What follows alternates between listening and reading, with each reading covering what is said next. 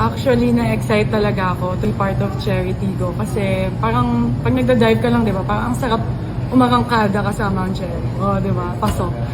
And at the same time, yung mga players kasi with Cherry, nakasama ko na sila from the national team, especially Merlin Paad, si Jasmine Abor, si Shaya, si Ea, Nerva, and a lot more.